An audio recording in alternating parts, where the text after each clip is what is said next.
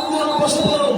আর স্টেজে কেউ উঠবেন না, স্টেজে কেউ উঠবেন না, স্টেজে উঠে নিছে, কেউ স্টেজে উঠবেন না। যুবক ভাইরা, আমার প্রিয় পাটগ্রামের ভাইয়েরা, আপনারা জানেন যে আসিফ হুজুরের মাহফিল পুরো বাংলাদেশের যুবকরা বিশেষ করে খুব বেশি দেখে। আমি চাই, আমি রংপুর বিভাগকে নিয়ে বলেছিলাম, রংপুরের সন্তানরা কোনো কাপুরুষের সন্তান নয়, সব বীরপুরুষের সন্তানেরা। আমি আমার রংপুরের মাটিকে নিয়ে বলেছিলাম, রংপুরের মাটির মানুষ না থাকলে এই দেশটা সেকেন্ড টাইম স্বাধীন হতে পারত না। আমাদের রংপুর বিভাগের লোকদেরকে নিয়ে অনেকে বলে মফিজ। মফিজ বললে আমরা রাগ করি না, কারণ মফিজ মানে দুলা ভাই। তুমি যদি আমাকে তোমার বোনের জামাই বানাও, আমার কোনো তো আপত্তি নাই জীবন ভাই। অতএব মাথায় রাখবা, এই মফিজদেরকে বাদ দিয়ে দিলে আজকের তাফসীর মাহফিলে আলেম ওলামা বীর পুরুষের মতো স্বাধীনভাবে কথা বলতে পারতো না। এটা মফিজদের অবদান।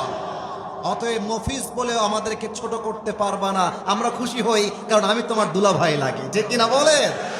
অতএব আমার প্রিয় কলিজার টুকরা লালমনিরহাটবাসী, রংপুরবাসী, আমার প্রিয় পাটগ্রামবাসী, তাকবীর হবে সিংহের কণ্ঠে। দেখা যাক আমার মুরব্বী এবং যুবকরা সেই স্লোগানের আওয়াজটা তুলতে পারে কিনা। লিল্লাহি তাকবীর। এ দিল্লি না ঢাকা, এ গোলামি না আজাদি, আপোষ না সংগ্রাম, এ ক্ষমতা না জনতা, এ দিয়েছি তো রক্ত, রক্তের বন্যায় নারে তাকবীর। বলো বীর আমি চির উন্নতম শির, শির নেহারি আমারই নত শির ওই শিখর হিমাদ্রির।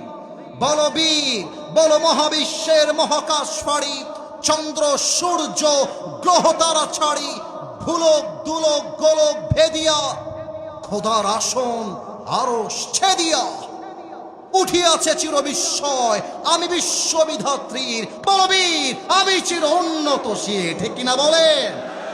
অতএব আমি লালমনিরহাটের কাছে শেষ একটা প্রশ্ন রাখতে চাই, তোমরা কি কাপুরুষের মতো বাতিলদের সামনে মরতে চাও?